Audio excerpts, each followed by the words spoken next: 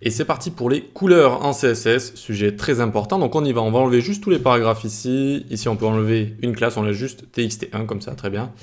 Et on va laisser juste txt1 ici. Alors il faut savoir que, oups, ça c'est quand vous cliquez à côté, ça va cacher en fait ce que vous avez codé. C'est bien quand vous avez des très grandes choses, notamment en JS, etc. Donc background ici c'est une propriété raccourcie, c'est-à-dire que les valeurs ici qu'on va lui passer, on peut lui en mettre plusieurs et ça correspond à plusieurs propriétés liées au background. Et ici, la couleur, ça correspond à background color. Vous allez voir que ça fait exactement la même chose. D'accord? Donc, background color, c'est-à-dire si je mets background à propriété raccourcie, je peux utiliser d'autres valeurs ici, fixed, etc. Et en fait, ça va être des valeurs d'autres propriétés, parce qu'il en existe pas mal avec background. Il existe donc background color par exemple, il existe background size, il existe background attachment, bref, on verra tout ça plus tard en détail, mais du coup c'est une propriété raccourcie. Donc là on va dire que vu qu'on parle que de la couleur, on va juste mettre background color comme ça. Nickel. Donc les différentes façons de déclarer des couleurs. On a les noms de couleurs comme ça de base, qui sont comprises par l'éditeur, mais qui sont aussi comprises par le navigateur. D'accord? Donc là on a utilisé cyan, on peut utiliser par exemple, je sais pas, violet, qu'on dit violet en anglais, tac. Et normalement, si vous commencez à écrire, vous voyez juste un L ici, ça va vous proposer énormément de couleurs qui sont intégrées dans les navigateurs et dans les éditeurs. Et vous avez juste à scroller un petit peu, notamment avec Light, voilà, je sais qu'il y en a beaucoup. Okay, donc des couleurs qui peuvent avoir des noms un petit peu bizarres, des fois Indian Red par exemple, une sorte de orange un petit peu sombre rose, voilà, ce genre de choses, Crimson par exemple. Ou encore un que j'aime bien, Midnight Blue, tac, j'aime bien cette sorte de bleu profond. Là, si vous mettez la couleur en blanc, F1, on va voir ce que c'est que l'hexadécimal juste après, ça ressort assez bien. Donc bref, c'est la première manière de déclarer des couleurs, c'est-à-dire en donnant leur nom directement en fait, tout simplement. Une seconde manière, ça va être d'utiliser le RGB, ça veut dire Red, Green, Blue, ça va être une fonction en CSS comme ça, et il va falloir lui renseigner les trois valeurs de rouge, de vert et de bleu. Imaginons ici, on peut lui renseigner 108, 124 et 228. Ça va de 0 à 225, et à chaque fois ça va être la dose, si vous voulez, de rouge, de vert et de bleu. Et vous voyez que là, ça nous a donné du bleu, un petit peu bleu clair, d'accord? Donc jamais personne ne retient les valeurs, hein, ça sert à rien de les retenir. Tout simplement, eh bien, on va les avoir quand on va utiliser des outils, etc. Des fois, on va avoir le RGB qui est retourné. Et surtout, en fait, le RGB, ça va nous donner une fonctionnalité supplémentaire, on va revenir juste après. Mais pour l'instant, regardez, si vous êtes sur VS Code et que vous survolez, ça va vous donner une sorte de palette assez sympa comme ça. Vous allez pouvoir bouger tout ça. Et vous voyez que ça va changer le RGB comme ça. Et ça va changer donc la couleur. Vous pouvez bouger ça, vous pouvez également bouger les couleurs. Si j'ai envie d'avoir du vert, tac, hop, ça me met du vert. Et plus du orange, du rouge par ici. D'accord?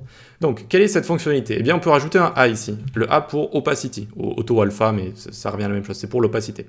D'accord? C'est pour la transparence. Et donc, on va rajouter une dernière valeur ici. D'accord? Un dernier argument si on veut.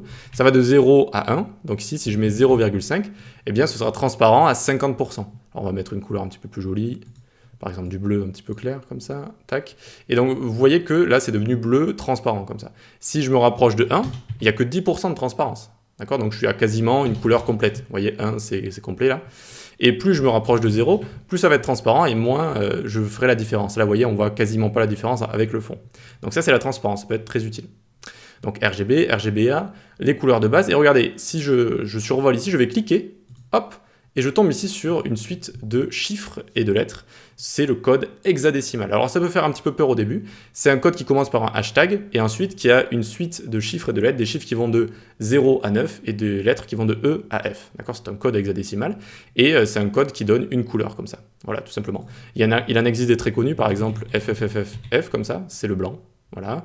Et 000, tac, c'est le noir. Ok, petit à petit, vous allez en retenir quelques-unes parce que en général, c'est ce qui est le plus utilisé. Même si on utilise aussi pas mal RGBA par exemple, les couleurs, on les a souvent comme ça en hexa. Regardez, par exemple, je vais taper ici Adobe Colors, tac. On va ici, et normalement, ça va me proposer une roue chromatique avec les couleurs. Alors, tac, tac, tac, allez. On ferme ça, et vous voyez donc, ici donc, ça propose de trouver des couleurs soit complémentaires, semblables, triades, monochromes, etc. On fera une petite partie design dans une autre section où je vous expliquerai comment bien assembler des couleurs, hein, tout simplement. Et regardez ici comment il nous les donne. Il nous les donne en hexadécimal, d'accord? Souvent, c'est ça qui est utilisé, en fait. C'est ça que je voulais vous montrer. Ok pour ça, tac, qu'est-ce que je voulais vous montrer en dernier? Eh bien, on va voir le HSL. Maintenant, le HSL, c'est un petit peu bizarre, c'est pas très utilisé. Donc, on va taper HSL Color ici. HSL, on va aller sur le site W3School. Alors, vous allez sûrement tomber dessus pendant votre apprentissage, ce site. Il est très complet, mais beaucoup de choses ne sont pas à jour en fait. Beaucoup de choses ne sont pas à jour, donc c'est à prendre avec des pincettes un petit peu ce que vous allez regarder dedans, d'accord? Donc faites attention quand vous voyez des choses un petit peu vieilles, demandez-vous si c'est à jour. Sinon c'est quand même un site complet. On va dire qu'ils sont très forts en SEO pour arriver tout le temps en haut des résultats de recherche, mais après le contenu des fois il laisse un peu à désirer. Donc HSL, le H c'est pour le way, c'est des degrés sur comment dire, le rond chromatique, d'accord, le cercle chromatique, donc c'est le H ici. Et chaque degré, ça va être une couleur. Vous voyez, je change ici, les degrés, là, ça change. Là, je suis à 235, vous voyez, et ça change. Donc, à chaque fois, ça va mettre une couleur différente. Ensuite, le S, ça va être saturation, ça va être la saturation. D'accord? Donc, hop, là, vous voyez, je passe en gris, et là, je passe en super saturé. Très bien. Et ensuite, on va avoir le L, c'est la luminosité. Là, j'enlève la luminosité, et là, j'en rajoute. Voilà. Donc, on l'utilise pas trop parce que c'est pas très pratique. On n'arrive pas trop à penser comme ça avec des degrés sur une roue chromatique. Et puis après, c'est des pourcentages de saturation et de luminosité. C'est un petit peu bizarre, mais on peut l'utiliser. Regardez, on va faire un petit CTRL-C ici. On va prendre notre HSL et on va revenir dans notre code qui est juste là. Tac, tac. On prend et on le met ici et ça fonctionne. Regardez, hop, ça nous met ici la valeur en HSL, donc Way Saturation Luminosity.